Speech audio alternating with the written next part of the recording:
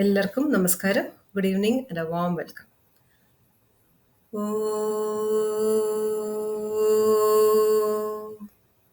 സദാശിവസമാരംഭാം ശങ്കരാചാര്യമധ്യമാം അസ്മദാചാര്യപര്യന്താം വന്ദേ ഗുരുപരമ്പരാം.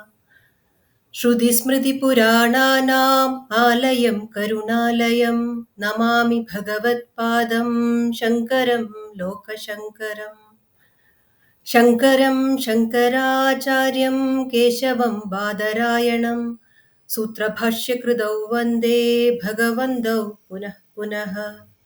ഈശ്വരോ ഗുരുരാത്മേതി മൂർത്തിഭേദവിഭാഗിനേ വ്യോമവത് വ്യാപ്തദേഹായ ദക്ഷിണാമൂർത്തയേ നമഃ. ഹരി ഓം. എല്ലാവർക്കും ഒരിക്കൽ കൂടെ വാം വെൽക്കം, ഗുഡ് ഈവനിങ്, സുസ്വാഗതം. നമ്മൾ ഭഗവത്ഗീത 10-ാം അധ്യായത്തിലൂടെയാണ് കടന്നു പോകുന്നത്. 10-ാം അധ്യായം ഏകദേശം 10-ാം അധ്യായത്തിൽ എന്താണ്? വിഭൂതി യോഗമാണ്. വിഭൂതി യോഗം എന്ന് വെച്ചാൽ ഭഗവാന്റെ വിഭൂതികൾ, ഭഗവാന്റെ മാഹാത്മ്യങ്ങളും ഒന്നൊന്നായിട്ട് അർജുനൻ ചോദിച്ചതിന് ഉത്തരമായിട്ട് ഭഗവാൻ പറഞ്ഞു കൊടുക്കുകയാണ്. അർജുനൻ ചോദിച്ചു, എനിക്ക് ഭഗവാനെ ധ്യാനിക്കാനായിട്ട് ഭഗവാന്റെ ഗ്ലോറീസ് എന്തൊക്കെയാണ്, മഹാത്മ്യങ്ങളെന്ന് ഒന്ന് പറഞ്ഞു തരുമോ? അപ്പം അത് ചിന്തിച്ചിട്ട് എനിക്ക് ആ ഭഗവത് തത്വം ധ്യാനിക്കാമല്ലോ എന്ന് പറഞ്ഞ് ഭഗവാൻ തുടങ്ങി. എന്നിട്ട് നമ്മൾ പല പല മഹാത്മ്യങ്ങളും ഭഗവാൻ എന്യൂമറേറ്റ് ചെയ്യണം. He is listing out many many Glory's one after other. നമ്മൾ 10-ാം അധ്യായം 35-ാമത്തെ ശ്ലോകമാണ് കണ്ടത് കഴിഞ്ഞ സത്സംഗത്തിൽ. അത് നമുക്കൊന്ന് ചൊല്ലിയിട്ട് ആരംഭിക്കാം. 10-ാം അധ്യായം 35-ാമത്തെ ശ്ലോകം. ബൃഹത് സാമ തഥാ സാംനാം ഗായത്രീ ഛന്ദസാമഹം മാസാനാം മാർഗശീർഷോഹം ഋതൂനാം കുസുമാകരഃ. ബൃഹത് സാമ തഥാ സാംനാം ഗായത്രി ഛന്ദസാമഹം മാസാനാം മാർഗശീർഷോഹം ഋതൂനാം കുസുമാകരഃ. വളരെ എളുപ്പത്തിൽ മനസ്സിലാവുന്ന സംസ്കൃതം. ഇപ്പൊ നമുക്ക് കുറേയൊക്കെ നിങ്ങളൊക്കെ സംസ്കൃതം എക്സ്പെർട്ട് ആയിട്ടുണ്ട്. വളരെ എളുപ്പത്തിൽ മനസ്സിലാകുന്ന ഒരു സിമ്പിൾ ആയിട്ടുള്ളൊരു ശ്ലോകമാണ്. നമ്മൾ കണ്ടു ഗായത്രി എത്രമാത്രം പ്രാധാന്യമുള്ളതാണ്. ഗായത്രി എന്നുള്ളത് വേദങ്ങളുടെ മുഴുവനും, വേദം എന്ന് വെച്ചാൽ ജ്ഞാനമാണ് അല്ലേ, നോളജ്. ആ വേദ ശബ്ദം കൊണ്ട് ജ്ഞാനമാണ്. അപ്പൊ കംപ്ലീറ്റ് നോളജ്, ആ നോളജിന്റെ എസെൻസ് ആണ് ഈ ഗായത്രി മന്ത്രം. ഇപ്പോൾ കുട്ടി ഉപനയനം, നമ്മുടെ ഷോഡശ സംസ്കാരങ്ങളിൽ ഉപനയനം ചെയ്യുമ്പോൾ അവിടെ വെച്ചിട്ടാണ് ഒരു വ്യക്തി ജനിച്ച് അവൻ യഥാർത്ഥത്തില് ബ്രാഹ്മണ്യം എന്ന പദവിയിലേക്ക് കടക്കുന്നത് ഈ ഉപനയനം എന്നുള്ള ആ ഒരു ആചരണത്തിൽ കൂടിയാണ്. അപ്പൊ ആ ഉപനയന സമയത്ത് അതുകൊണ്ടാണ് നമ്മൾ 2 പ്രാവശ്യം ജനിക്കുന്നു. അപ്പൊ ജന്മനാ ജായതേ ശൂദ്രഃ, നമ്മളെല്ലാവരും ശൂദ്രന്മാരായിട്ടാണ് ജനിക്കുന്നത്. പക്ഷേ ആ ശൂദ്രന്മാരായി ജനിച്ച നമ്മൾ ബ്രഹ്മജ്ഞാനം നേടാൻ തികച്ചും അർഹരാണ്. പക്ഷെ നമുക്കറിയാം, ജനിച്ചു വീഴ ഉടൻ നമ്മളാരും ഓടി നടക്കാൻ പോകുന്നില്ല. അതേപോലെ തന്നെ ആ ഒരു പ്രത്യേക ജീവിതത്തിന്റെ ആ പ്രത്യേക പ്രായം ഒക്കെ എത്തുന്ന സമയത്ത്, അപ്പോൾ ഒരു 7 വയസ്സ് സമയമാണ് ഏകദേശം നമ്മൾ ഈ ഉപനയനം എന്ന് പറയുന്ന ആ റിച്വൽ. നമ്മുടെ ഷോഡശ സംസ്കാരങ്ങൾ വളരെ ഇമ്പോർട്ടൻ്റ് ആയിട്ടുള്ള റിച്വൽ. അപ്പോഴാണ് ഗായത്രി ഉപദേശമാണ് വേദ ഉപദേശമായിട്ട് കൊടുക്കുന്നത്. അതിന് ബ്രഹ്മ ഉപദേശം എന്നും പറയും. ബിക്കോസ് ഈ വേദങ്ങൾ ബ്രഹ്മാവിൽ നിന്നും നിർഗളിച്ചതാണ്. അപൗരുഷേയമാണ് വേദങ്ങൾ. അതൊക്കെ നമ്മൾ പഠിച്ചിട്ടുണ്ട് നേരത്തെ തന്നെ. വേദം എന്ന് വെച്ചാൽ അത് അപൗരുഷേയമാണ്. അപ്പോൾ ഈ ഗായത്രി ധ്യാനത്തെ പരബ്രഹ്മ ധ്യാനം എന്ന് തന്നെയാണ് പറയാം. അപ്പൊ ബ്രഹ്മസൂത്രത്തിലാണെങ്കിലും ഗായത്രിയെ അങ്ങനെ തന്നെയാണ്. ഗായത്രി എന്ന് വെച്ചാൽ ഒരു ബ്രഹ്മവിദ്യ, അതായത് വേദങ്ങളുടെ സാരമായിട്ട് തന്നെയാണ് കാണുന്നത്. ഈ ഗായത്രിയുടെ പ്രത്യേകതകൾ നമുക്ക് പറഞ്ഞു തീർക്കാൻ പറ്റില്ല. അത്രമാത്രം പ്രത്യേകതകളും അത്രമാത്രം ബെനിഫിറ്റ്സും മഹാത്മ്യം ഉള്ളതാണ് ഗായത്രി. നമ്മുടെ 3 വേദങ്ങളും, ഋഗ്വേദത്തിലും യജുർവേദത്തിലും സാമവേദത്തിലും ഗായത്രി ഉണ്ട്. ഇപ്പോൾ നിങ്ങൾ ജസ്റ്റ് ഒന്ന് ഗൂഗിളൊക്കെ സെർച്ച് ചെയ്ത് കഴിഞ്ഞാൽ റിസർച്ച് ഡൺ ഓൺ ഗായത്രി ഒന്ന് നോക്കി നോക്കൂ. അപ്പം അത് സയന്റിഫിക്കലി പ്രൂവൺ ആണ്. ഈ ഒരു മന്ത്രം ജസ്റ്റ് ജപിക്കുമ്പോൾ കൊണ്ട് തന്നെ എന്തെല്ലാം ബെനിഫിറ്റ്സ് ഒരു ഒരു ഫിസിക്കൽ ബോഡിയിൽ ഉണ്ടാകുന്നു എന്നുള്ളത് അത് PhD നേടിയ ഒരു ടോപ്പിക്കാണത്. ആൻഡ് റിസർച്ച് ഫൈൻഡിങ് നമുക്ക് തീർച്ചയായിട്ടും വായിക്കേണ്ടതാണ്. ചെറിയ യൂട്യൂബ് വീഡിയോസും അവൈലബിൾ ആണ് വിത്ത് ഫാക്ട്സ് ആൻഡ് ഫിഗേഴ്സ്. ചുമ്മാ എന്തെങ്കിലും പറയുന്നത് അല്ല. അപ്പം ഗായത്രി മന്ത്രം അപ്പം ഭഗവാൻ പറയണം മന്ത്രങ്ങളിൽ വെച്ച് ഞാൻ ഗായത്രി ആണ്. പിന്നെ അപ്പൊ വളരെ വളരെ സേക്രഡ് ആണ് ഗായത്രി മന്ത്രം. അപ്പം ഗായത്രി മന്ത്രം അത് മന്ത്രരൂപേണയാവുമ്പോൾ അത് തീർച്ചയായിട്ടും ഗുരുമുഖത്തിൽ നിന്നും സ്വീകരിക്കേണ്ടതാണ്. അപ്പൊ നമുക്ക് ഏതും തന്നെ ജപമായിട്ടും എടുക്കാം, മന്ത്രമായിട്ടും എടുക്കാം. അപ്പൊ മന്ത്രമായിട്ട് അതിന് അതിൻ്റെതായ രീതികളുണ്ട്. അപ്പം അത് മന്ത്ര ദീക്ഷ മുഖാന്തരം സ്വീകരിക്കുക, ഏത് മന്ത്രമാണെങ്കിലും. അല്ലാന്ന് വെച്ചാൽ നമുക്ക് അല്ലാതെ ജപിക്കാനും വിരോധമൊന്നുമില്ല. അപ്പം അത് ജപിക്കുക, കുട്ടികൾക്ക് പഠിപ്പിക്കുക. അല്ല ദീക്ഷാ രൂപത്തിൽ വേണമെന്നുണ്ടെങ്കിൽ അതിന് ആ തരത്തിൽ അപ്രോച്ച് ചെയ്യുക. ഇനി പിന്നെ മാസങ്ങളിൽ ഇനി മാസാന മാർഗശീർഷോഹം എന്ന് പറഞ്ഞു. അപ്പൊ ഈ മാർഗശീർഷ മാസം, മാർഗശീർഷ എന്ന മാസം നമുക്ക് എളുപ്പത്തിൽ മനസ്സിലാവാൻ മാർഗശീർഷ മാർഗഴി, മാർഗഴി, മാർഗഴി. ഇപ്പോൾ തമിഴ് പാട്ടൊക്കെ കുറേ ഇല്ലേ, മാർഗഴി തിങ്കൾ അല്ലവ മാർഗഴി മാസത്തിന്റെ പ്രത്യേകത, ആണ്ടാളിന്റെ തിരുപ്പാവൈ മുഴുവനും മാർഗഴി മാസത്തിൽ എന്തൊക്കെ ചെയ്യണം എന്നുള്ളതാണ്. തിരുപ്പാവൈ എന്നുള്ള ആ വിശിഷ്ട ഗ്രന്ഥം നിങ്ങൾക്കൊക്കെ അറിയുന്നുണ്ടാവും എന്തൊക്കെയാണ്, എങ്ങനെ മാർഗഴി മാസം ആചരിക്കണം, അത് ഭഗവാനെ പ്രീതിപ്പെടുത്താൻ എന്തെല്ലാം ചെയ്യണം എന്നുള്ളത്. വളരെ വളരെ ബ്യൂട്ടിഫുൾ ഒരു രചനയാണ് ആണ്ടാളുടെ. അപ്പൊ മാർഗഴി ഇപ്പോ തമിഴ്നാട്ടിൽ മുഴുവനും വളരെ വിശേഷമായിട്ട് ആചരിക്കുന്നതാണ്. യൂഷ്വലി ഒരു മ്യൂസിക് ഫെസ്റ്റിവലും ഉണ്ട് മാർഗഴി മ്യൂസിക് തിരുവിഴ എന്നൊക്കെ പറഞ്ഞ TV ജയ TV കാണുന്നവർക്കൊക്കെ നല്ല അറിയുന്നുണ്ടാവും. അപ്പം ഈ ഒരു period from December 15 to Jan 15th, അതാണ് ഒരു മാസം അങ്ങനെയല്ലേ വരിക. അപ്പൊ ആ ഒരു പീരീഡാണ് മാർഗഴി മാസം എന്ന് പറയുന്നത്. അപ്പം ഈ മാസത്തിന്റെ പ്രത്യേകത എന്താ വെച്ചാൽ ഓൾമോസ്റ്റ് ഒരു വളരെ പ്ലസന്റ് വെതറാണ്. ഫസ്റ്റ് ഓഫ് ഓൾ പ്രത്യേകിച്ച് നമ്മൾ ഭാരതീയരെ സംബന്ധിച്ച് വളരെ പ്ലസന്റ് ആയിട്ടുള്ള ഒരു വെതറായിരിക്കും. Not too hot, not too cold. പിന്നെ അങ്ങനെ മറ്റ് വിദേശങ്ങളിലൊക്കെ വളരെ ക്രിസ്മസ് സീസൺ നല്ല തണുപ്പ് വരുന്ന സമയമാണ്. അപ്പൊ നമ്മളെ സംബന്ധിച്ച് ഈ സസ്യഫലങ്ങളുടെ ഒരു ആഢ്യത്വമുള്ള സീസണാണ്. നമുക്കിപ്പോ കാശ്മീരിലൊക്കെ പോയി കഴിഞ്ഞാൽ ആപ്പിളിന്റെ ഒക്കെ ഒരു കൊട്ട കൊട്ടയായിട്ട് കൊണ്ടുവരാൻ പറ്റിയ സമയമാണ്. അങ്ങനെ വളരെ പ്ലസന്റ് ആയിട്ടുള്ളൊരു സീസണാണ്. അപ്പം ഇവിടെ എന്തുകൊണ്ടാണ് അങ്ങനെ പറയുന്നതിന് നമ്മളുടെ എല്ലാ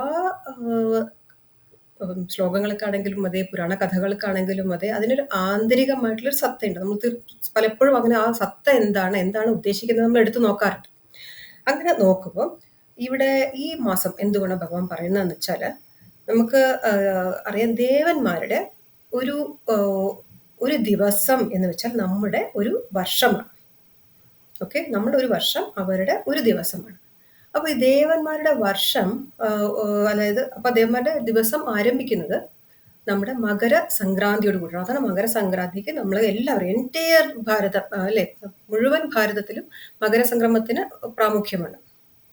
നമുക്ക് കേരളീയർക്ക് തീർച്ചയായിട്ടും അറിയാവുന്ന മകരസംക്രാന്തിയായിട്ടും നമ്മൾ ആഘോഷിക്കുന്ന അതാണ്. തമിഴ്നാട്ടിലാണെങ്കിൽ മകരപ്പൊങ്കൽ അല്ലെ. അപ്പം അവിടെ അവർക്ക് അവരുടെ മാസത്തിന്റെ പേര് തൈ മാസമാണ്. തമിഴ് കാലണ്ടറിൽ അതിന് പേര് തൈ മാസം, നമുക്ക് മകരപ്പൊങ്കൽ, മകരമാസം. അപ്പൊ മകരം അന്ന് 1 മുതലാണ്, 1-ാം തീയതി മുതലാണ് ദേവന്മാരുടെ ആ ഒരു ദിവസത്തിന്റെ ആരംഭം.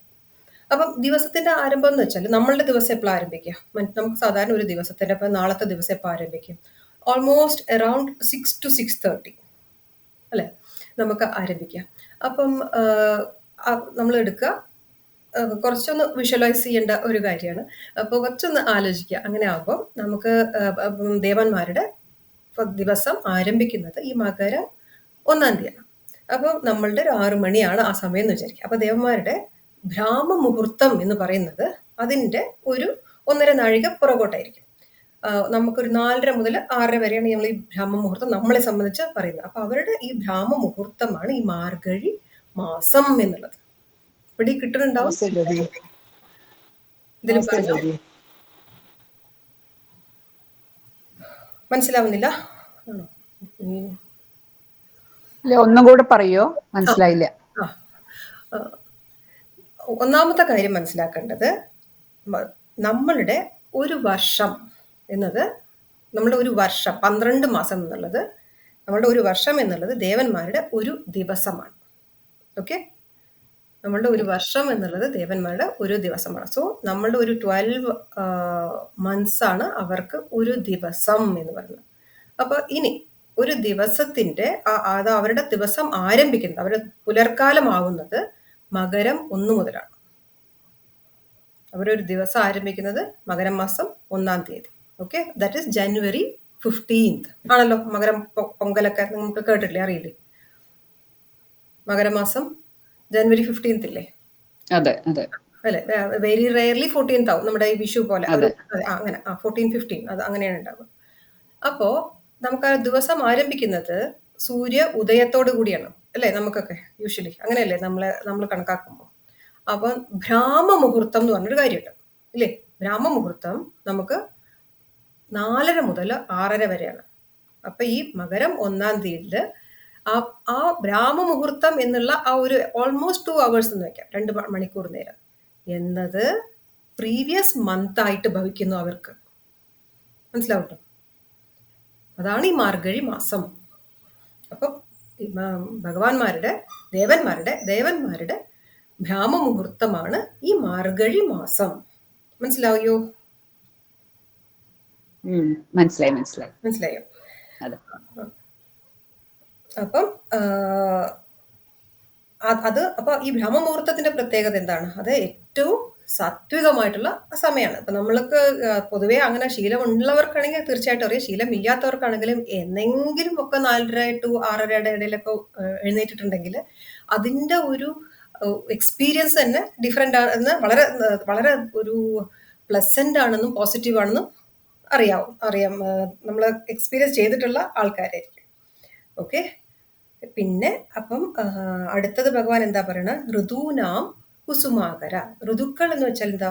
നമ്മളുടെ സീസൺസ് നമുക്ക് 6 ഋതുക്കളാണ് നമുക്കുള്ളത്. ഏതൊക്കെയാ? വസന്ത ഋതു, വർഷ ഋതു, ഹേമന്ത ഋതു, ശരത്ത്, ശിശിരം, ഗ്രീഷ്മം അല്ലെ? ഇങ്ങനെ 6 ഋതുക്കളുണ്ട്. ആ 6 ഇപ്പൊ ഓരോ ഋതുക്കളും നമുക്ക് 2 മാസം, അങ്ങനെയാണ് ഒരു വർഷമാവുന്നത്. അങ്ങനെ ഇപ്പം നമ്മൾക്ക് ഇംഗ്ലീഷിലാണെങ്കിൽ 4 സീസൺസ് ആണ് അല്ലെ? സമ്മർ, സ്പ്രിംഗ്, ഓട്ടം, വിന്റർ എന്ന് പറഞ്ഞാൽ നമുക്ക് 6 ഋതുക്കളാണ് ഇവിടെ ഭഗവാൻ പറയുന്നത്. ഞാൻ ഋതുക്കളില് ഞാൻ വസന്ത ഋതുവാണ്. വസന്ത ഋതുവിന്റെ പ്രത്യേകത എന്താ? വസന്ത ഋതുവില് എല്ലാം പുഷ്പിച്ചു നിൽക്കുന്ന സമയമാണ്. അപ്പം നമുക്ക് എല്ലാ പൂക്കളും പൂത്ത് നിൽക്കുന്ന സമയമാണ് വസന്ത ഋതു. ആ ഋതുക്കളിൽ ഞാൻ കുസുമാകര, ഇവിടെ ഭഗവാൻ വസന്തം എന്നല്ല പറയുന്നത്, അത് വസന്തത്തിന് കുസുമാകര. കുസുമം എന്ന് പറഞ്ഞാൽ പുഷ്പങ്ങള്, ആകരഹ എന്ന് പറഞ്ഞാല് ഏറ്റവും അബണ്ടന്റ് ആയിട്ട് കുസുമം നിറഞ്ഞു നിൽക്കുന്ന ആ ഋതു ഞാനാണ് എന്ന് ഭഗവാൻ പറഞ്ഞു. പിന്നെ 36ാമത്തെ ശ്ലോകത്തിലേക്ക് പോകാം. ദ്യൂതം ചലയതാമസ്മി തേജസ്വിനാമഹം ജയോസ്മി വ്യവസായോസ്മി സത്വം സത്വവതാമഹം. അപ്പൊ നമ്മൾക്ക് ഈശ്വര സങ്കല്പം സനാതന ധർമ്മത്തില് ഈശ്വരൻ എന്ന് വെച്ചാൽ ഓൾ എൻകംപാസിംഗ് ആണ്. ഇവിടെ നല്ലതും ചീത്തയും തിന്മയും എല്ലാം കൂടി ചേർന്നത്, അതായത് ഈ പ്രപഞ്ചം മുഴുവനും നിറഞ്ഞു നിൽക്കുന്ന ആ ചൈതന്യം, അതാണ് ഭഗവാൻ. അപ്പം ഇവിടെ നമ്മൾക്ക് വിവേകപൂർണമായിട്ട് അറിയേണ്ട കാര്യങ്ങളും വളരെയേറെ ഉണ്ട്. അപ്പോൾ ഭഗവാൻ ഇവിടെ പറയാണ് ദ്യൂതം ചലയതാമസ്മി. അപ്പൊ ഇവിടെ ദ്യൂതം അതായത് ചൂതാട്ടം. ആ ചൂതാട്ടം പോലുള്ള കുറെ കാര്യങ്ങളുണ്ട് അല്ലെ? ചൂതാട്ടം പോലെയുള്ള കുറെ നമുക്ക് അഡിക്റ്റീവായിട്ട് നമ്മൾ അടിമപ്പെടാൻ സാധ്യതയുള്ള കുറെ കാര്യങ്ങളുണ്ട്. അപ്പം ഈ ഒരു മനുഷ്യൻ എന്തിനെങ്കിലും അങ്ങനെ അടിമപ്പെടാൻ സാധ്യതയുള്ള കുറെ കാര്യങ്ങൾ, ഇപ്പൊ മദ്യപാനം, പുകവലി, പിന്നെ ഈ എന്താ പറയാ, ഇപ്പൊ പ്ലേ റമ്മി എന്നൊക്കെ പറഞ്ഞിട്ട് ഓൺലൈൻ ഗെയിംസ് ഉണ്ട്, അതും ചൂതാട്ടം തന്നെയാണ്. അപ്പം കലികാലത്തില് നമുക്ക് അത് ഈ വക ആക്ടിവിറ്റീസ്, അപ്പൊ നമ്മളെ ഡിസ്ട്രക്റ്റീവ് ആയിട്ടുള്ള ആക്ടിവിറ്റീസ്, അപ്പൊ ഡിസ്ട്രക്റ്റീവ് ആയിട്ടുള്ള ആക്ടിവിറ്റീസില് ഏറ്റവും നമ്മൾക്ക് ഡിസ്ട്രക്റ്റീവ് ആയിട്ടുള്ള ഒന്നാണ് ചൂതാട്ടം എന്നുള്ളത്. അപ്പം പ്രത്യേകിച്ച് നമ്മൾ ആധ്യാത്മിക പുരോഗതിക്ക് തടസ്സം നിൽക്കുന്ന കാര്യങ്ങളാണ്. അപ്പൊ അങ്ങനെ അഡിക്റ്റഡ് ആയിട്ടുള്ള ആൾക്കാരെ സംബന്ധിച്ചിടത്തോളം പോസിറ്റീവായിട്ട് ഒന്നും തന്നെ അവർക്ക് കയറില്ല. ഇപ്പൊ ഭാഗവതത്തിൽ തന്നെ പറയുന്നുണ്ട്, ഭാഗവതത്തിൽ പ്രത്യേകം പറയുന്നുണ്ട്, ഏഹ് കലി പ്രത്യേകിച്ച് അനുവാദം ചോദിക്കും ഭഗവാന്റെ അടുത്ത്. എനിക്ക് എൻ്റെ അടുത്ത് മുഴുവനും ഇവിടുന്ന് പോവാൻ പറയാൻ പറ്റില്ല, ബിക്കോസ് ഞാനും ഈ പ്രപഞ്ചത്തിലുള്ളതാണ്. അപ്പൊ എനിക്ക് ഇരിക്കാൻ പറ്റിയ സ്ഥലങ്ങൾ എനിക്ക് 2 എണ്ണം പറഞ്ഞു തരണം. അപ്പോ എവിടെയൊക്കെ ഇരിക്കാം, അപ്പം എവിടെയൊക്കെ ഇരിക്കാം. കലിക്കും കലിയുടേതായിട്ടുള്ള ധർമ്മം ഉണ്ടല്ലേ. കലി എന്ന് വെച്ചാൽ തന്നെ നമുക്കറിയാം ആ വാക്കുകൊണ്ട് തന്നെ എന്താ ഉദ്ദേശിക്കുന്നത്. ആ ആ ക്രോധവും അഹങ്കാരവും അതായത് നെഗറ്റിവിറ്റി മുഴുവനും ചേർന്നിട്ടുള്ള ആ അവസ്ഥയാണ് ആ കലി. അപ്പം ഭഗവാൻ അനുവദിച്ചു കൊടുക്കും. ഓക്കെ, നിനക്ക് ഇരിക്കാൻ പറ്റിയ സ്ഥലങ്ങൾ എവിടെയൊക്കെയാണ് എന്നുള്ളത് അറിയിച്ചു കൊടുക്കും. അതായത് ഇപ്പൊ നേരത്തെ പറഞ്ഞ പോലെ ഈ മദ്യപാനം, ചൂതാട്ടം എന്നുള്ള സ്ഥലങ്ങളിലൊക്കെ അവിടെയൊക്കെ നീ പോയി ഇരുന്നോ. പിന്നെ സ്വർണ്ണമാണ് വേറൊന്ന് പറഞ്ഞു കൊടുത്തിരിക്കുന്നത് കേട്ടോ. അവിടെ നീ പോയി ഇരുന്നോ എന്ന് പറഞ്ഞിട്ട് അങ്ങനെ അനുവദിച്ചു കൊടുത്തിട്ടില്ല. അപ്പൊ ഭഗവാൻ പറയണ, ഞാന് ആ ജൂതം ആ ചൂതാട്ടം ആണ് ഞാൻ. ഇപ്പൊ ഇന്നത്തെ കാലത്ത് എടുക്കുകയാണെന്നെങ്കിൽ there are many gambling exercises അല്ലെ, പല ഗാംബ്ലിംഗ് പ്ലേസസ് ഉണ്ട്.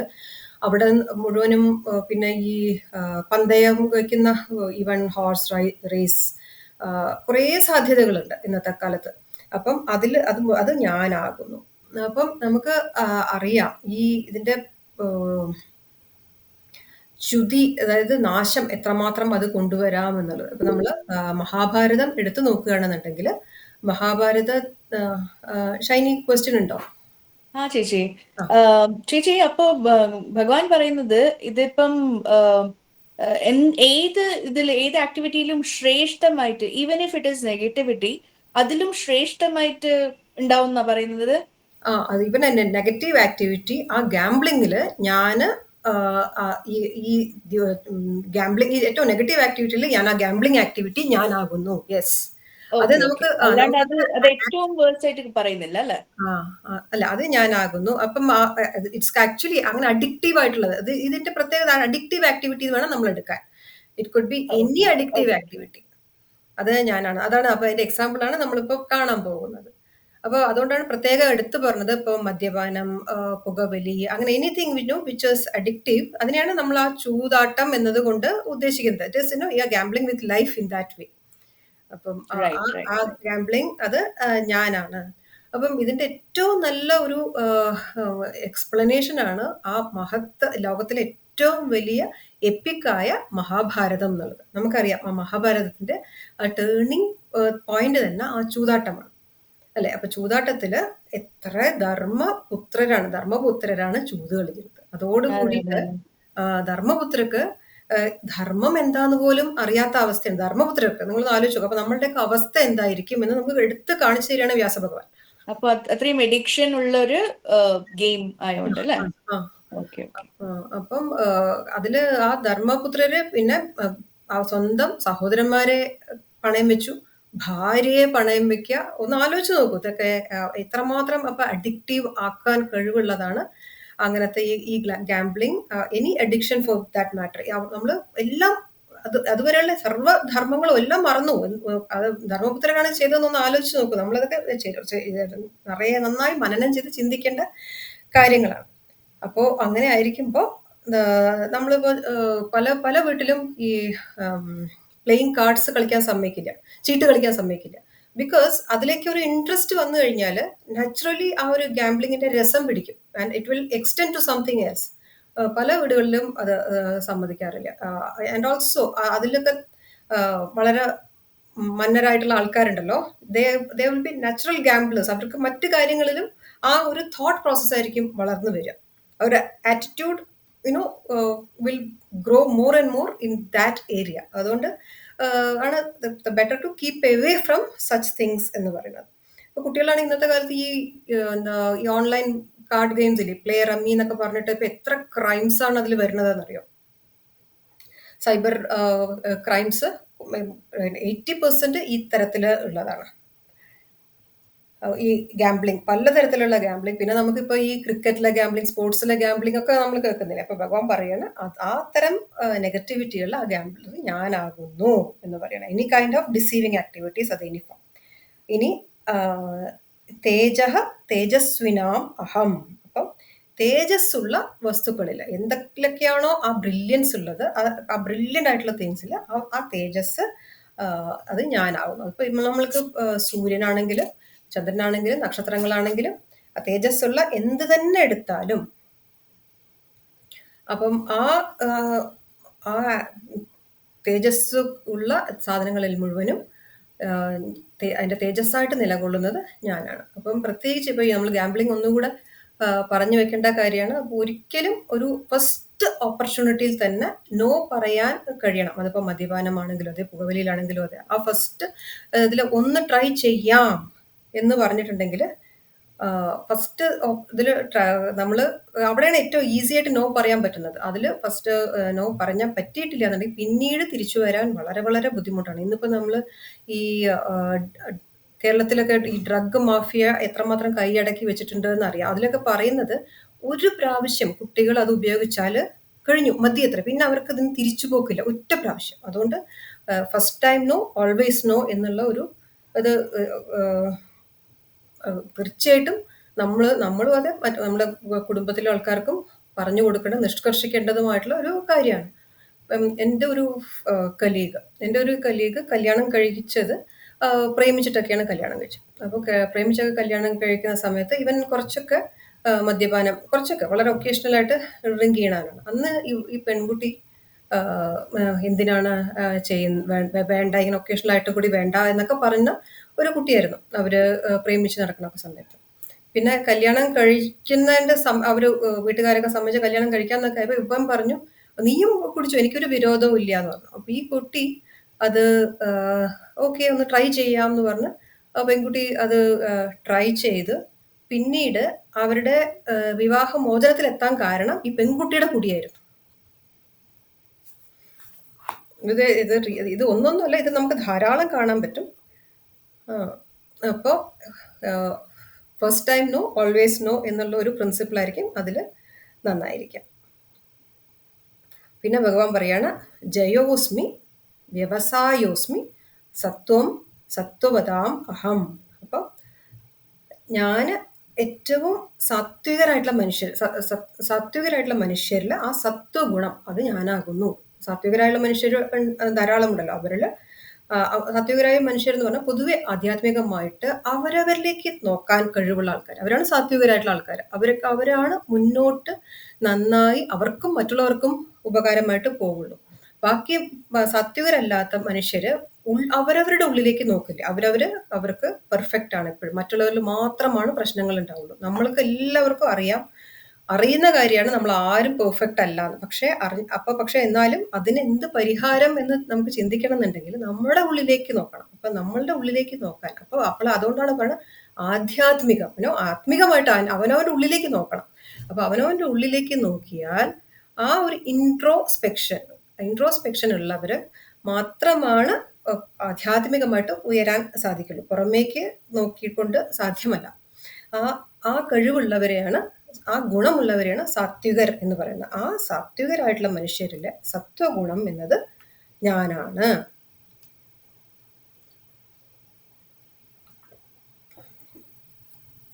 അപ്പോൾ നമുക്ക് പുരുഷാർത്ഥങ്ങളിൽ ധർമ്മ അർത്ഥ കാമ മോക്ഷം. അപ്പൊ അർത്ഥകാമം മാത്രം ചിന്തിക്കുന്നവരാണ് രജോ ഗുണക്കാര്. ഇതൊക്കെ നമ്മൾ നേരത്തെയും കണ്ടിട്ടുണ്ട്.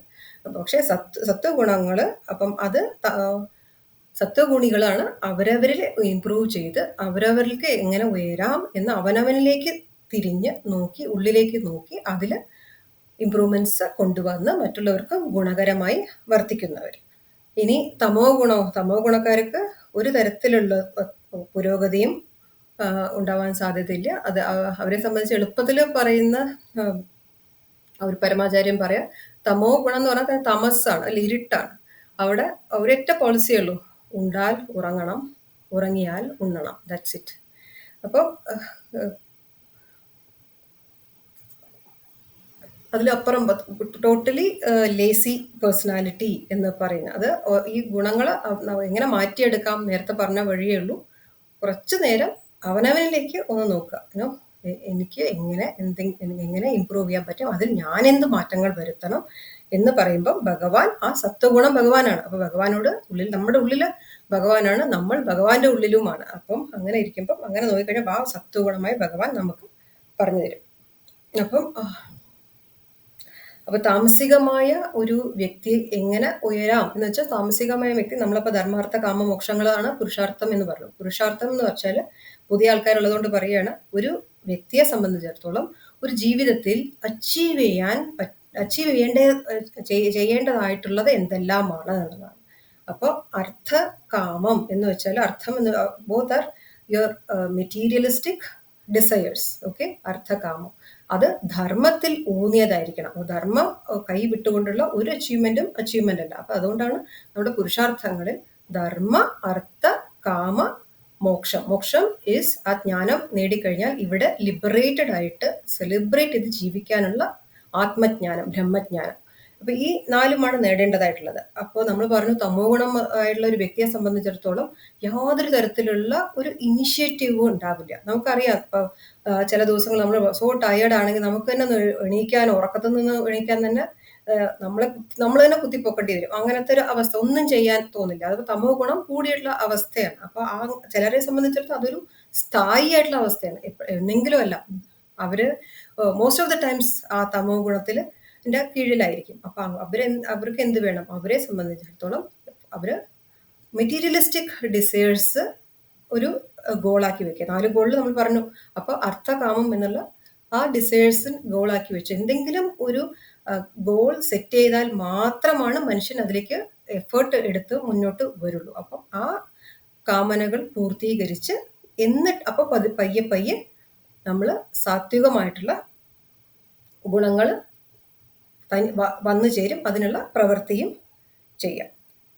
ആ ഒരു ആധ്യാത്മികമായിട്ടുള്ള ഒരു ഇൻക്ലിനേഷൻ വന്നിട്ടുണ്ടെങ്കിൽ എന്ത് പറ്റും, പിന്നെ ആ വ്യവസായാത്മകത എന്ന് വെച്ചാൽ ഇപ്പം ഇൻഡസ്ട്രിയസ്നെസ്, നമ്മൾ ആ ഒരു self motivated, self inspired, totally industrious ആയിട്ട്. അപ്പൊ മലയാളത്തിൽ വ്യവസായം എന്ന് പറഞ്ഞാൽ ഇൻഡസ്ട്രി ആണല്ലേ. അപ്പൊ ആ ഇൻഡസ്ട്രിയസ് ആയിട്ടുള്ള ആ ഒരു എഫേർട്ട്, നമുക്കൊരു എന്ത് കാര്യവും നേടിയെടുക്കാനുള്ള ആ ഒരു എഫേർട്ട് എടുക്കുക. അപ്പം നമുക്ക് പറഞ്ഞിരിക്കുന്നത് ഒരു ദിവസത്തെ ചര്യ. അപ്പൊ റുട്ടീൻ മേക്സ് എ കിങ് എന്നാണ്. അപ്പൊ റുട്ടീൻ തീർച്ചയായിട്ടും ഉണ്ടായിരിക്കുക. ദിവസവും നമ്മൾ ഭഗവത്ഗീത അറിയാൻ തുടങ്ങിയപ്പോൾ തന്നെ നമ്മൾ പഠിച്ച കാര്യമാണ് എങ്ങനെയാണ് ആ റുട്ടീൻ എന്നുള്ളത്. അപ്പോൾ പഠിച്ച ഒരു കാര്യം എന്താണെന്ന് വെച്ചാൽ അതാണ് പഞ്ചമഹായജ്ഞം. അപ്പൊ പഞ്ചമഹായജ്ഞം എന്താണ്? പഞ്ചമഹായജ്ഞം എന്തിനാണ് ചെയ്യുന്നത്? അത് ചിത്തശുദ്ധിക്കായിക്കൊണ്ട് പഞ്ചമഹായജ്ഞം ചെയ്യുക. അപ്പോൾ സ്വാഭാവികമായിട്ടും നമ്മൾ അങ്ങനെ ഇൻഡസ്ട്രിയസ് ആവും. അങ്ങനെ ആ ഒരു എഫേർട്ട് എടുക്കാൻ തുടങ്ങിക്കഴിഞ്ഞാൽ തീർച്ചയായിട്ടും എന്താ പറ്റുക? തീർച്ചയായിട്ടും ഉള്ളൊരു ഔട്ട്കമാണ് ഭഗവാനോട് പറയുന്നു, ജയോസ്മി.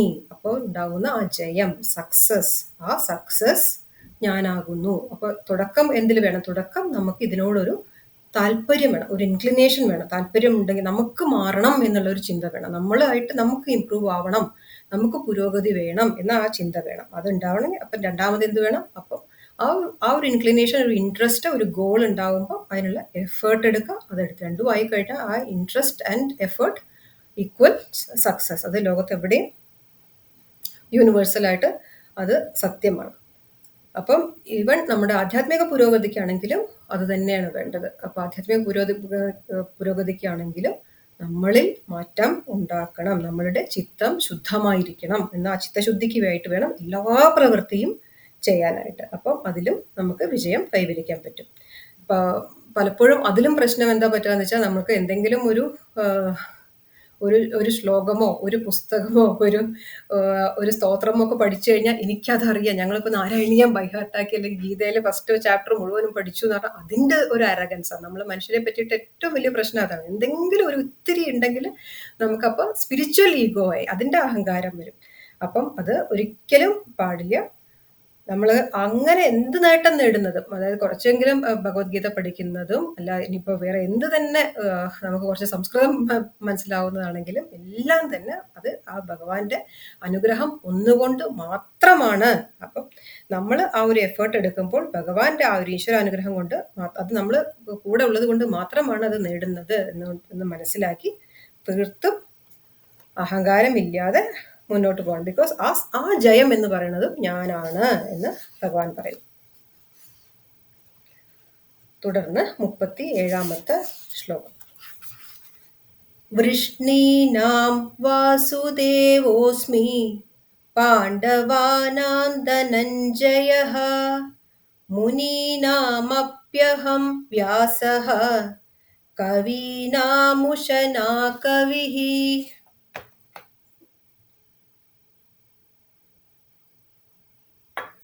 വൃഷ്ണീനാം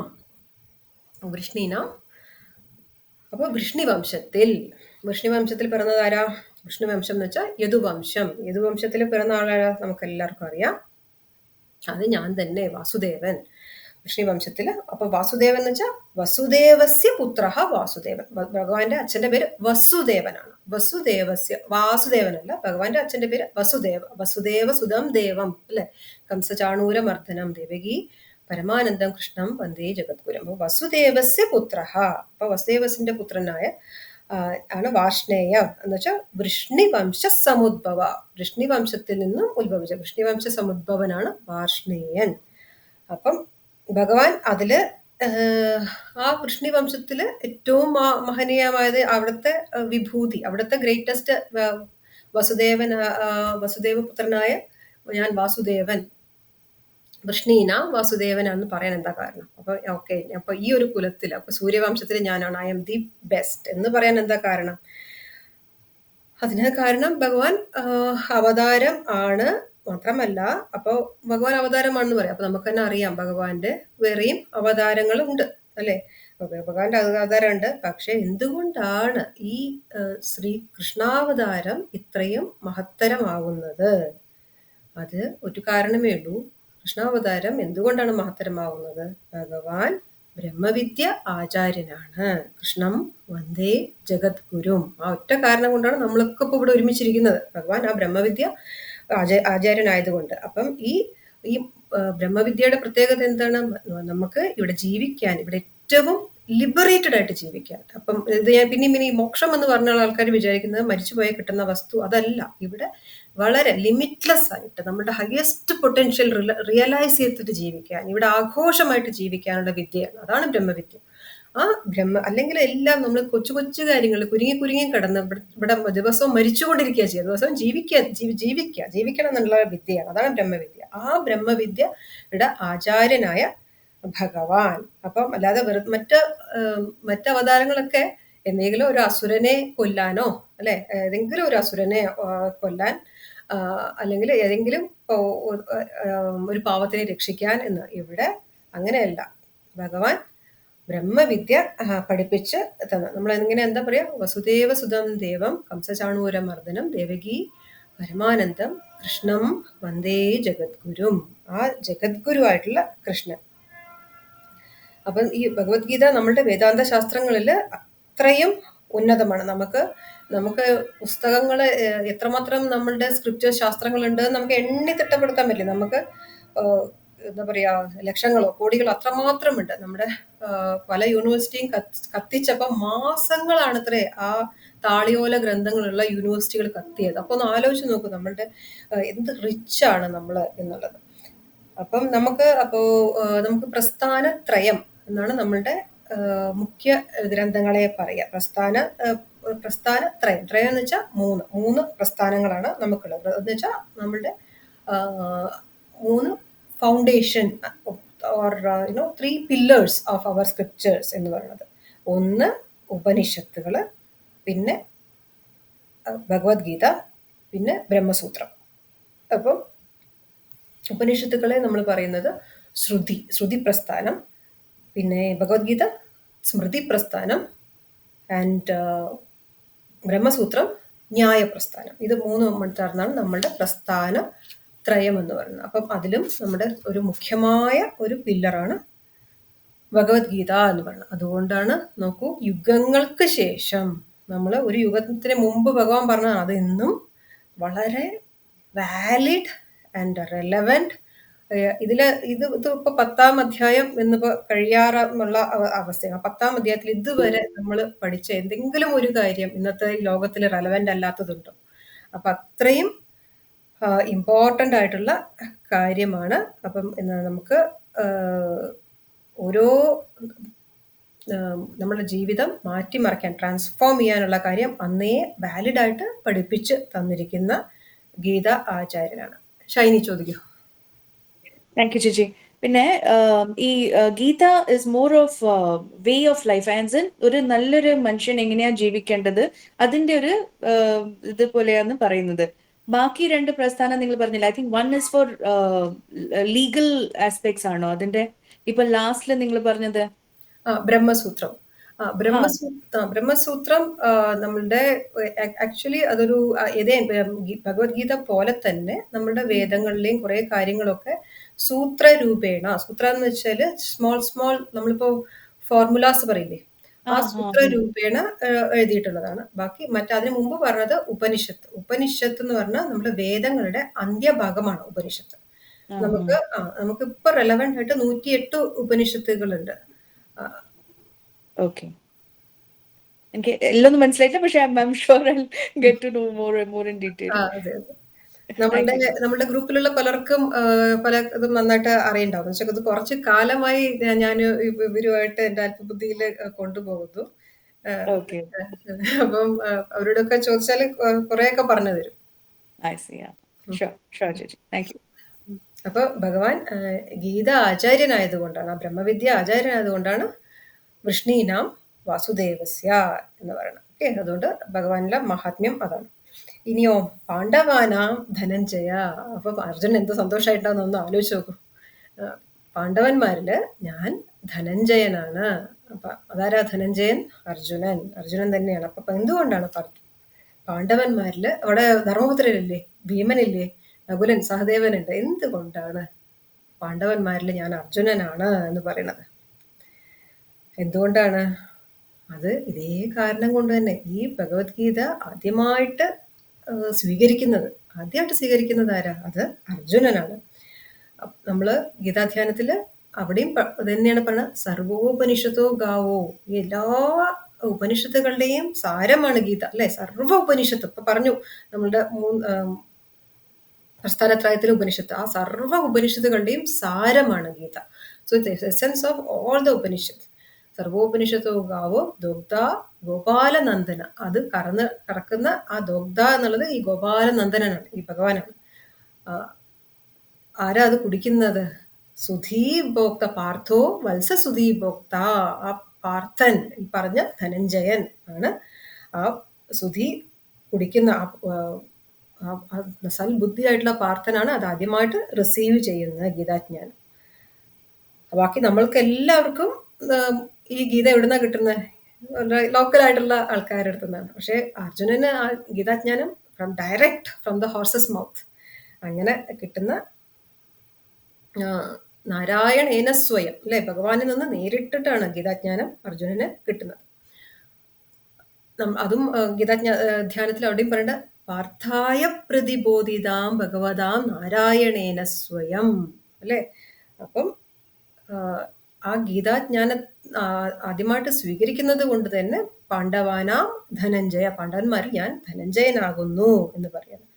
ഇനിയോ അവിടെയപ്പോ നോക്കാം നമുക്ക്. അങ്ങനെ ഇപ്പൊ പറഞ്ഞാൽ എങ്ങനെയാ? അപ്പൊ എന്തുകൊണ്ടാണ് ഭഗവാൻ ഈ ബ്രഹ്മവിദ്യ അർജുനന് കൊടുക്കാം എന്ന് തീരുമാനിച്ചത്? അതിനും ഒരു ക്വാളിഫിക്കേഷൻ വേണ്ടേ? ഏത് വിദ്യ പറഞ്ഞു കൊടുക്കുന്നതിനും തീർച്ചയായിട്ടും ക്വാളിഫിക്കേഷൻ വേണം. ഈവൻ നമ്മൾ ഒരു കുട്ടിയെ ഒരു പ്ലേ സ്കൂളിൽ ചേർക്കുന്നതിന് മുമ്പും ആ കുട്ടിക്ക് അവിടെ പോയി ഇരിക്കാൻ പറ്റുമോ നോക്കും, അല്ലെ? എഴുതാൻ പഠിപ്പിക്കുന്നതിന് മുമ്പ് അതിന് എഴുതാനുള്ള ശക്തി ആയിട്ടുണ്ടോ എന്ന് നോക്കും. അതുപോലെ എന്തുകൊണ്ടാണ് ഈ ഗീത റിസീവ് ചെയ്യാൻ അർജുനനെ തിരഞ്ഞെടുത്തത്? എന്തുകൊണ്ടാണ് തിരഞ്ഞെടുത്തത്? അർജുനൻ മാത്രമാണ് ശിഷ്യസ്തേഹം ഷാദിമാം ത്വാം പ്രപന്നം എന്ന് പറഞ്ഞത്. എന്നെ ശിഷ്യനായിട്ട് സ്വീകരിക്കൂ, ഞാൻ കംപ്ലീറ്റ് ആയിട്ട് I M surrendering before you, please accept me as your disciple എന്ന് പറഞ്ഞു.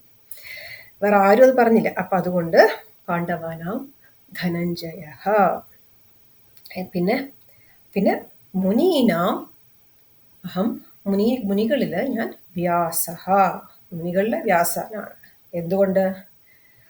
ബ്രഹ്മവിദ്യാചാര്യൻ, ഈ ഭഗവത്ഗീത ബ്രഹ്മവിദ്യാചാര്യൻ വ്യാസ ഭഗവാനാണ്.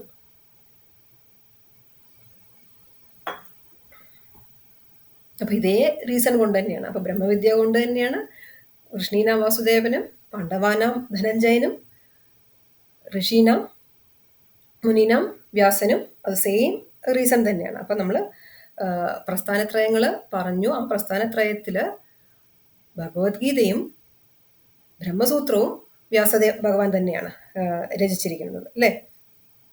മാത്രമല്ല നമ്മളുടെ വേദങ്ങളെ വ്യസിച്ചത്, വ്യസിക്കുക എന്ന് പറഞ്ഞാൽ അതിനെ കമ്പൈൽ ചെയ്തത്. വേദങ്ങള് വളരെ വ്യാപ്തിയേറിയതാണ്. അപ്പം നമ്മൾ ഒരു സാമാന്യമായിട്ട് പറയുകയാണെങ്കിൽ ഒരു വേദം പഠിക്കാൻ ചുരുങ്ങിയത് 11 വർഷം വേണം, ഒരു വേദം പഠിക്കാൻ. അപ്പൊ നമ്മൾ ഈ 3 വേദങ്ങള് പഠിച്ച് അത് ഓർമ്മയിൽ വെച്ച്, അന്നൊന്നും എഴുത്തുന്ന പരിപാടി എന്ന് വെച്ചാൽ നമുക്ക് പ്രിന്റിങ്ങും കാര്യങ്ങളൊന്നുമില്ല. സോ ഒരാള് അടുത്ത തലമുറയ്ക്ക് പറഞ്ഞു കൊടുക്കുന്നത് ഓർമ്മയിൽ നിന്നാവണം. അപ്പം ഒരു അറ്റ് എ പെർട്ടിക്കുലർ സ്റ്റേജ് വ്യാസഭഗവാന്റെ ആക്ച്വലി പേര് വ്യാസൻ എന്നല്ല, എന്താ പേര്? കൃഷ്ണദ്വൈപായനൻ, അല്ലെ? അപ്പൊ കൃഷ്ണദ്വൈപായന മഹർഷി മനസ്സിലാക്കണം, അയ്യോ മനുഷ്യന് ഇത്രയും ബുദ്ധിമുട്ടാണ്, ഇതിനെ ഒന്ന് ക്രോഡീകരിച്ചു കൊടുക്കാം. അപ്പൊ ഈ വേദം എന്ന് പറഞ്ഞാൽ പരമമായ ജ്ഞാനമാണ്. And it is so vast. ആ വളരെ വ്യാപ്തിയേറിയ ആ ജ്ഞാനം കൃഷ്ണദ്വൈപായനൻ അതിനെ ഋഗ്വേദമായിട്ട് അദ്ദേഹത്തിന്റെ ശിഷ്യന്മാർക്ക് ഒക്കെ പകുത്ത് കൊടുത്തു. Okay, you guys take care of this part. അതിനെ ഋഗ്, സാമ, ഋഗ്, യജുർവേദം, സാമവേദം ആയിട്ട് പകുത്ത് അതിനെ ക്രോഡീകരിച്ചു കൊടുത്തു. അതുകൊണ്ടാണ് അത് വ്യസിച്ചത് കൊണ്ട്, വേദങ്ങളെ വ്യസിച്ചത് കൊണ്ടാണ് കൃഷ്ണദ്വൈപായനൻ വ്യാസനായി തീരുന്നത്. ആ പേര് തന്നെ അതുകൊണ്ടാണ്. ഇപ്പൊ നമ്മള് തർപ്പണമൊക്കെ ചെയ്യുമ്പോൾ, ഋഷി തർപ്പണം ചെയ്യുമ്പോൾ വ്യാസഭഗവാന് മാത്രമാണ് പേരെടുത്ത് തർപ്പണം ചെയ്യുന്നത്. അപ്പം അവിടെയും വളരെ പ്രാമുഖ്യമുള്ള മുനിയാണ് വ്യാസൻ. അപ്പം ഈ കവി ഇനി അത് കഴിഞ്ഞ് അടുത്തെന്താ പറയുന്ന ഭഗവാൻ പറയുന്നത്? അത് അപ്പം ഈ വ്യസിക്കുന്നത് കഴിഞ്ഞിട്ടാണ് ഭഗവാന്റെ പേര്, അതായത് ഇപ്പം നമ്മൾ വിഷ്ണു സഹസ്രനാമത്തിലാണെങ്കിലും വ്യാസഭഗവാന്റെ ആ സ്പെഷ്യാലിറ്റി നമുക്കെല്ലാവരും സഹസ്രനാമം ചൊല്ലുന്നവർക്കറിയാം. വ്യാസാന വിഷ്ണുരൂപായ വ്യാസരൂപായ വിഷ്ണവേ നമോ വൈ ബ്രഹ്മനിധയെ വാസിഷ്ഠായ നമോ നമഃ എന്നല്ലേ അവിടെയും വ്യാസഭഗവാനെ എടുത്ത് പ്രകീർത്തിക്കുന്നതാണ്. അത് വിഷ്ണു തന്നെയാണ് എന്ന തരത്തിൽ. അപ്പൊ ഇവിടെയും നമുക്ക് അത് തന്നെ കാണാം. ഇനി അപ്പോ വ്യസിച്ചതിന് ശേഷം കൃഷ്ണദ്വൈപായനൻ ബിക്കംസ് വി വ്യാസൻ, വേദ വ്യാസൻ എന്ന്. നീ എന്താ പറയണ? ഭഗവാൻ എന്താ പറഞ്ഞ? കവീനാം കുശനാ കവി. കുശനാ കവി, ഇത് ആ കുശനാ കവി ആരാന്നറിയോ? ഇവിടെ കവി എന്ന വാക്ക് ത്രികാലജ്ഞാനിയായ ആ ജ്ഞാനമുള്ളവർ, അതാണ് കവി എന്ന് വെച്ചാൽ ഉദ്ദേശിക്കുന്നത്. അല്ലാതെ ജസ്റ്റ് പോയറ്റ് എന്നുള്ളൊരു അർത്ഥത്തിലല്ല. അപ്പം ത്രികാലജ്ഞാനി എന്ന് വെച്ചാൽ ക്രാന്തദർശി, അല്ലെ? 3 കാലങ്ങളെയും കാണാനുള്ള കഴിവ് ഉള്ള, അപ്പം മുൻപേ നടന്നത്, ഇപ്പൊ നടക്കുന്നത്, ഇനി വരാൻ പോകുന്നത് പോലും കാണാൻ കഴിവുള്ള ആള്. ആ ക്രാന്തദർശിയായിട്ട് ശുക്രാചാര്യർ, അസുരഗുരുവായ ശുക്രാചാര്യർ. അപ്പം ആ ക്രാന്തദർശികളില് നമ്മളുടെ ഇന്ദ്രിയങ്ങൾക്ക് അതീതമായിട്ട്, നമുക്കിപ്പം ഏത് ദർശനത്തിനും ഒരു പരിധി ഉണ്ടല്ലോ, അതിന് ആ ലിമിറ്റിന് പരമായിട്ട് കാണാൻ കഴിയുന്ന ആ കവികളില് ഞാൻ ശുക്രാചാര്യരാണ് എന്ന് പറയാണ്. തുടർന്ന് 38ാമത്തെ ശ്ലോകത്തില് ദണ്ഡോ ദമയതാമസ്മി നീതിരസ്മി ജഗ്ജിഗീഷതാം മൗനം ചൈവാസ്മി ഗുഹ്യാനാം ജ്ഞാനം ജ്ഞാനവതാമഹം. നമുക്ക് ഇവിടെ ഇനി ദണ്ഡനങ്ങളുടെ കാര്യമാണ്. ഓക്കെ, ദണ്ഡനം എപ്പോഴാണ് ആവശ്യം വരിക? ദണ്ഡനം ആവശ്യം വരിക ശിക്ഷണത്തിനാണ്. ശിക്ഷണം എന്ന് വെച്ചാൽ നമുക്ക് ഒരു ആളെ സന്മാർഗത്തിലേക്ക് നയിക്കാനാണ് ശിക്ഷണത്തിന്റെ ആവശ്യം. It is disciplining. ഡിസിപ്ലിനിങ്ങിൽ ഞാൻ ദണ്ഡനമാണ് എന്ന് പറയുന്നത്. അപ്പോൾ നമുക്കറിയാം എങ്ങനെയൊക്കെ ഡിസിപ്ലിൻ ചെയ്യാം. നമുക്ക് ഏറ്റവും എളുപ്പം നമ്മൾ കേൾക്കുന്നതാണ് മലയാളത്തിൽ സാമം, ദാനം, ഭേദം, ദണ്ഡം. അതായത് ആദ്യത്തെ മൂന്നും എങ്ങനെയാന്ന് വെച്ചാൽ അതിനെ പറ്റിയിട്ട് കാര്യം പറഞ്ഞ് മനസ്സിലാക്കി, അതിനാദ്യം സാമം എന്ന് വെച്ചാൽ വളരെ request, can you please do like this എന്ന്. ദാനം, okay, if you do this I will give a chocolate. സാമം ദാനം. ഭേദം is if you don't do you will have to face this. സമദാനം, ഭേദം. പിന്നെ ദണ്ഡം, അത് രണ്ടെണ്ണം പൊട്ടിച്ചിട്ട് ഉള്ള വർത്തമാനം ബാക്കിയുള്ളൂ. അപ്പോൾ പലപ്പോഴും ഇൻസ്റ്റന്റേനിയസ് ആയിട്ട് റിസൾട്ട് വേണമെന്നുണ്ടെങ്കിൽ അത് ദണ്ഡം കൊണ്ട് മാത്രമേ പറ്റുള്ളൂ. അപ്പോൾ ആ ഡിസിപ്ലിനറി ആക്ഷൻസിൽ ഞാൻ ദണ്ഡമാകുന്നു. അപ്പം മലയാള സിനിമയിലൊക്കെ ഉണ്ട്, അടി ചെയ്യും ഗുണം അണ്ണൻ തമ്പിയും ചെയ്യില്ല എന്ന്. രണ്ടെണ്ണം കൊടുത്തു കഴിഞ്ഞാൽ കാര്യങ്ങൾ പെട്ടെന്ന് നടക്കും. അതുവരെയും ബുദ്ധി ഉദിക്കാത്തവർക്ക് അതേ വഴിയുള്ളൂ. സ്കൂളുകളിലൊക്കെ മുമ്പ് അടിക്കുമായിരുന്നു. പിന്നീട് ഇപ്പൊ അത് വലിയ കേസിന് വരെ പോകും. അതിന്റെ റിസൾട്ട് നമുക്ക് കാണാനുണ്ട്. പിന്നെ നീതിരശ്മി, നീതി ആയിട്ട് റിലേറ്റഡ് ആയിട്ട് കാര്യങ്ങളിൽ നീതി എന്ന് വെച്ചാൽ അത് ഭരണതന്ത്രങ്ങളിൽ. ഓക്കെ, നീതിരശ്മി ജഗീഷിതാം. അപ്പം ആ നയപരമായിട്ടുള്ള കാര്യങ്ങൾ, നയതന്ത്രപ്രദമായിട്ടുള്ള കാര്യങ്ങൾ, അതാണ് നീതി. അങ്ങനത്തെ കാര്യങ്ങൾ നയതന്ത്രപ്രദം എന്ന് പറഞ്ഞാൽ നമുക്ക് ഇംഗ്ലീഷിൽ എളുപ്പത്തിൽ മനസ്സിലാവും. എന്താണ് ഡിപ്ലോമസി? ഡിപ്ലോമസി ആർക്കാ വേണ്ടത്?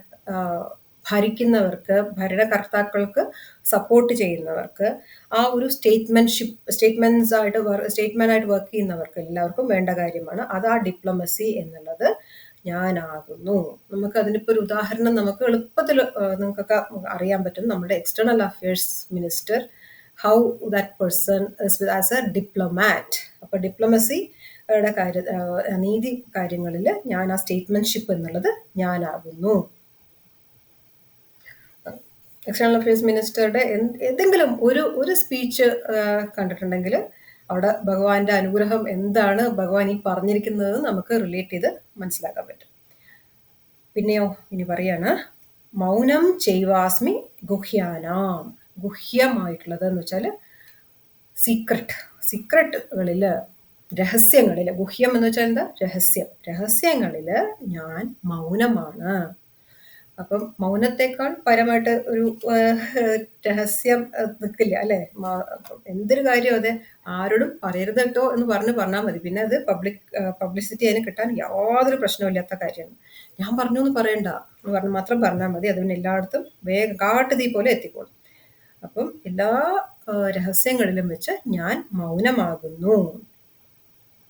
അപ്പം ഈ മൗനം ഭഞ്ജിച്ചു കഴിഞ്ഞാൽ, ആ മൗനം പുറത്തു കഴിഞ്ഞാൽ പിന്നെ രഹസ്യം ഇല്ല. രഹസ്യം it's no more a secret അല്ലെ, once that silence is broken.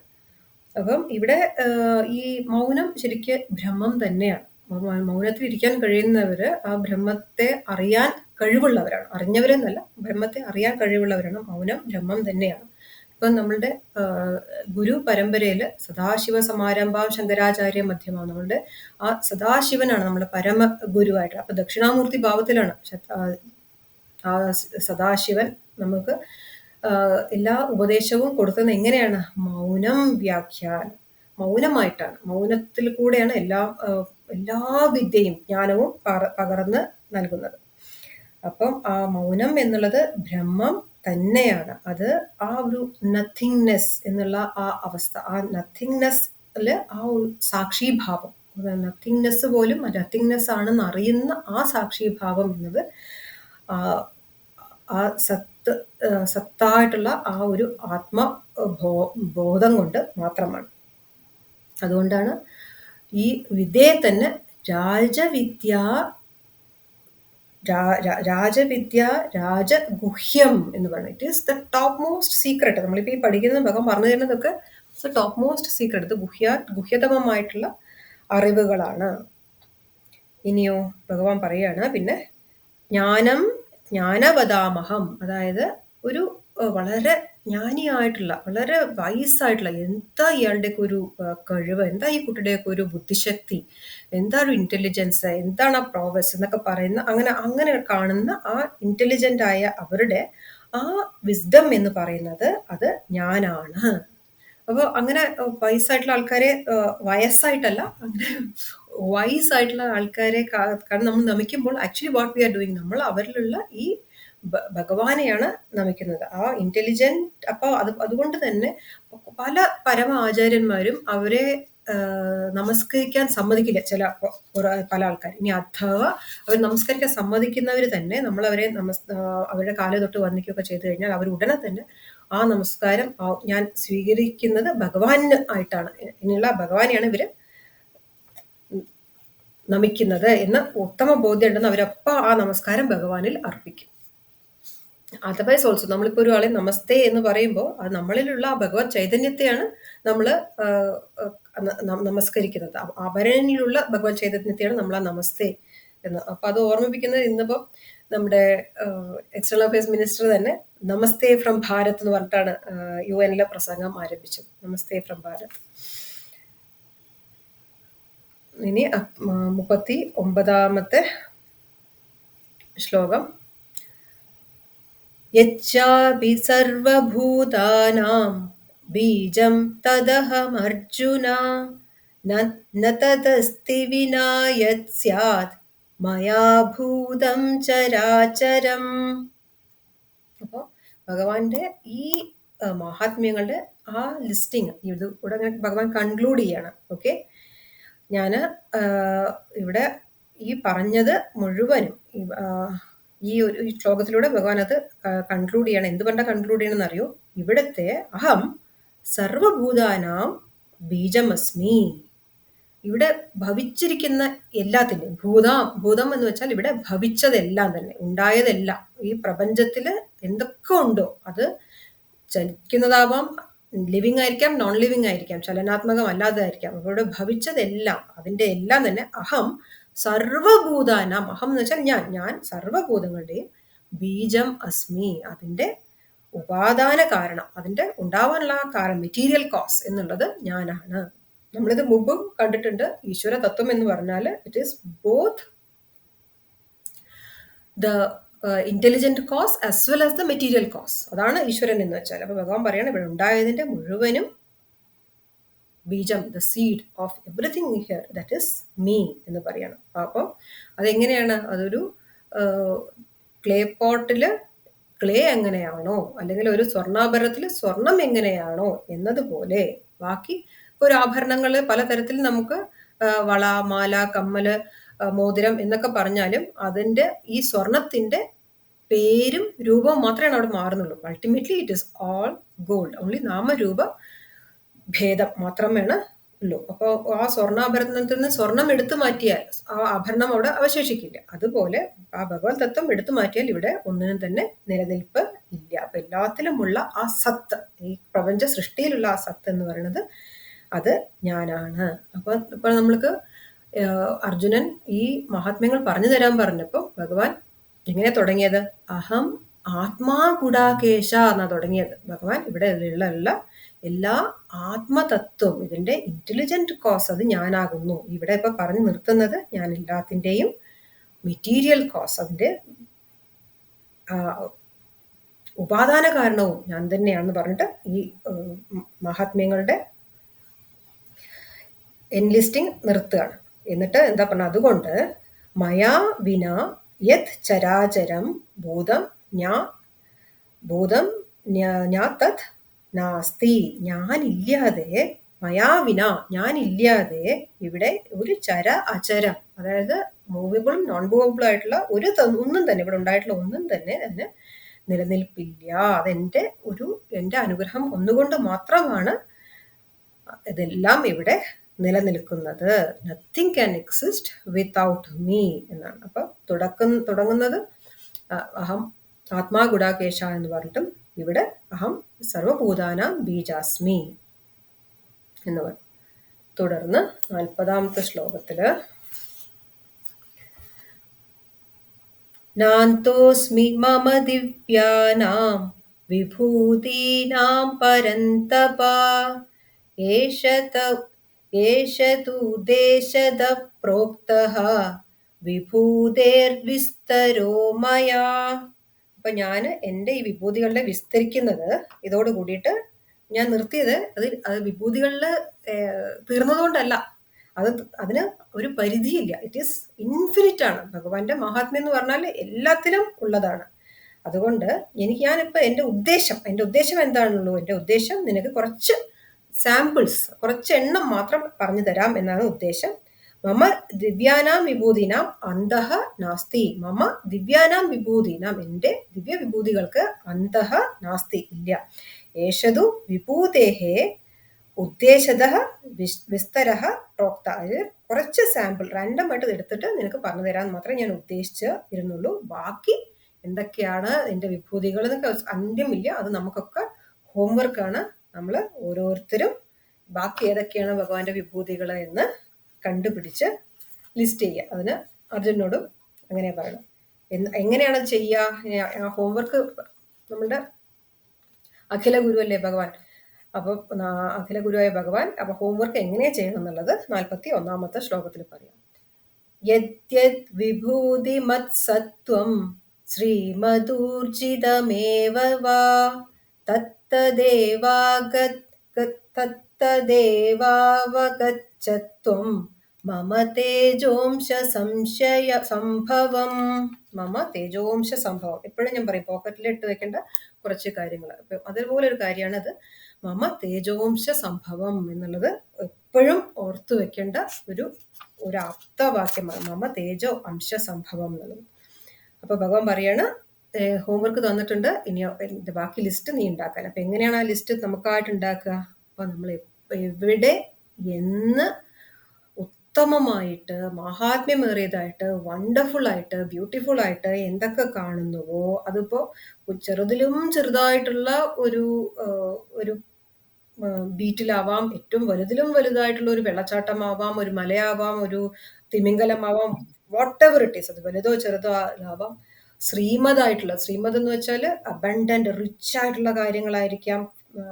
ഊർജിതമായിട്ട്, ഏറ്റവും ഊർജസ്വലമായിട്ടുള്ള കാര്യങ്ങളായിരിക്കാം. സൂര്യനെയും ചന്ദ്രനെയും പോലെ അല്ല, ഊർജസ്വലമായിട്ടുള്ള ആൾക്കാരായിരിക്കാം. അങ്ങനെ എക്സ്ട്രാ ഓർഡിനറി ആയിട്ട് നിങ്ങൾ എന്തെല്ലാം കാണുന്നുവോ അത് മുഴുവനും എന്താണ്? മമ തത്തത് അവഗച്ഛ.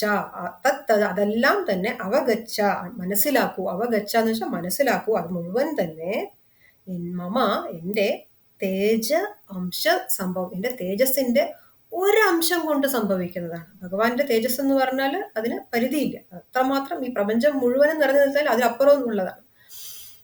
അത്യധിഷ്ഠ ദശാങ്കുലം എന്നാണ് പുരുഷ സൂക്തത്തിൽ പറയുന്നത് അല്ലെ. അപ്പം മുഴുവനും പ്രപഞ്ചം കഴിഞ്ഞ് അവിടുന്ന് പിന്നെയും അങ്കുലം പിന്നെയും വ്യാപിച്ചു നിൽക്കുന്നതാണ് ഭഗവാൻ തേജസ് എന്ന് വെച്ചാൽ. അപ്പം ആ തേജസ്സിന്റെ ഒരു മൈന്യൂട്ടസ്റ്റ് ഒരു സ്പെക്ക് ആണ്, ഒരു പാർട്ടിക്കൽ സ്പെക്ക് ആണ് കൊണ്ട് ആ തേജസ് കൊണ്ട് സംഭവിക്കുന്നതാണ് ഇവിടുത്തെ മോസ്റ്റ് എക്സ്ട്രാ ഓർഡിനറി ആയിട്ടുള്ള കാര്യങ്ങളും എന്ന് നീ മനസ്സിലാക്കൂ. അപ്പൊ ഹോംവർക്ക് ചെയ്യാൻ എങ്ങനെയാന്ന് മനസ്സിലാവുക. ഇവിടെ കാണുന്ന എല്ലാം ഭഗവാന്റെ ആ തേജ അംശം സംഭവിക്കുന്നതാണ്, കൊണ്ട് മാത്രം സംഭവിക്കുന്നതാണ്. ഇനി അല്ല എന്ന് വെച്ചാൽ എന്താന്ന് പറഞ്ഞു തരികയാണ്. അഥവാ ബഹുനൈതേന കിം ജ്ഞാതേന തവാർജുന വിഷ്ടപ്യാഹമിദം കൃഷ്ണം ഏകാംശേന സ്ഥിതോ ജഗത്. അപ്പം അർജുന, നിനക്ക് ഈ എല്ലാത്തിനെയും നിനക്കിപ്പോ വേറൊരു കാഴ്ചപ്പാടിൽ കാണാം. അഥവാ എന്ന് പറഞ്ഞാൽ മലയാളം പോലില്ല, അല്ലെങ്കിൽ നിനക്ക് വേറൊരു കാഴ്ചപ്പാടിലും നിനക്ക് കാണാം. എല്ലാം ഇവിടെ ബഹൂനാം ജ്ഞാതേന കിം. എന്തിനാണ് ബഹൂനാം ജ്ഞാതേന? ഇവിടെ കുറേ കാര്യം ഞാനിങ്ങനെ ലിസ്റ്റ് ചെയ്യണത് ഒക്കെ എന്താ കാര്യം? ഞാനിവിടെ ഗംഗയാണ്, ഹിമാചലാണ്, അർജുനനാണ് എന്നൊക്കെ ഇങ്ങനെ ഓരോന്നോരോന്നായിട്ട് ഞാൻ ലിസ്റ്റ് ചെയ്യണത് എന്തിനാണ്? കിം ഇവിടെ ചുരുക്കി പറയുകയാണെങ്കിലോ വേറെ തരത്തിൽ നീ പറഞ്ഞു, ഈ പറഞ്ഞ ഇവിടെ എല്ലാം തന്നെ അത് എന്നിലാണ്. ഇത് മുഴുവനും ഇവിടെ കാണുന്ന സർവ്വതും എന്നിലാണ്. ഞാൻ അതാണ് എന്ന് പറഞ്ഞ് ഓരോന്നും ആയിട്ട് പറയേണ്ട ആവശ്യമില്ല. ബഹുവനമായിട്ട് ഇവിടെ കാണുന്നത് ഇതം കൃഷ്ണം ജഗത് ഇഷ്ടഭ്യസ്ത, ഇവിടെ മുഴുവനും സ്ഥിതി ചെയ്യുന്നത് മുഴുവനും എന്നിലാണ് സ്ഥിതി ചെയ്യുന്നത്. Entire creation is in me. അപ്പം നമ്മൾ മുമ്പും പറയുന്ന പോലെ you are not a drop in an ocean, you are an ocean in the drop. ആ ഡ്രോപ്പിൽ entire you ocean you are. അപ്പം I am not in everything is in me എന്ന് ഏക അംശേന ദ എൻറ്റയർ ഈ പ്രപഞ്ചം, അതായത് ഈ കോസ്മോസ്, ഈ എൻറ്റയർ കോസ്മോസ് എൻ്റെ ഒരു ചെറിയ ഭാഗമാണ്. ഈ നമ്മുടെ ഈ പ്രപഞ്ചം എന്ന് പറയുമ്പോൾ എൻ്റെ ഒരു ചെറിയ ഭാഗമാണ് ഈ കോസ്മോസ് എന്നുള്ളത്. അത് ഈ cosmos is occupying just a part of me എന്ന് മനസ്സിലാക്കുക. അങ്ങനെ ഭഗവാന്റെ വിഭൂതികൾ അങ്ങനെ കൺക്ലൂഡ് ചെയ്യണം ഈ ശ്ലോകത്തിലൂടെ. ഓം തത്സത് ഇതി ശ്രീമദ് ഭഗവത്ഗീതാസു ഉപനിഷത്സു ബ്രഹ്മവിദ്യായാം യോഗശാസ്ത്രേ ശ്രീകൃഷ്ണാർജുന സംവാദേ വിഭൂതിയോഗോ നാമഃ ദശമോऽധ്യായः. ശ്രീകൃഷ്ണാർപ്പണമസ്തു. ഹരി ഓം.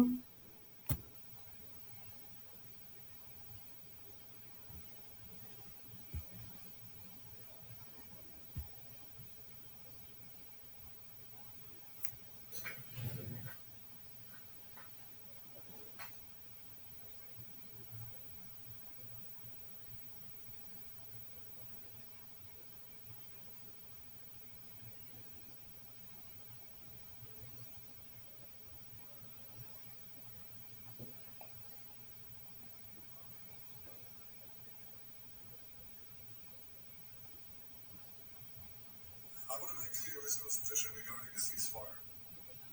Just as the United States would not agree to a ceasefire after the bombing of Pearl Harbor or after the terrorist attack of 9/11, Israel will not agree to a cessation of hostilities with Hamas after the horrific attacks of October 7th. Calls for a ceasefire are calls for Israel to surrender to Hamas, to surrender to terrorism, to surrender to barbarism. That will not happen. Ladies and gentlemen, the Bible says that there is a time for peace and a time for war.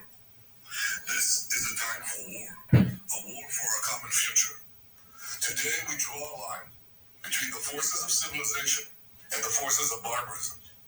It is a time for everyone to decide where they stand. Israel will stand against the forces of barbarism until victory. I hope and pray that civilized nations everywhere will back this fight. Because Israel's fight is your fight. Because if Hamas and Iran's axis of evil win, you will be their next target.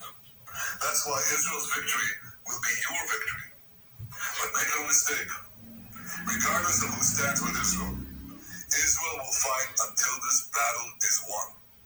And Israel will prevail. May God bless Israel. And may God bless all those who stand with Israel.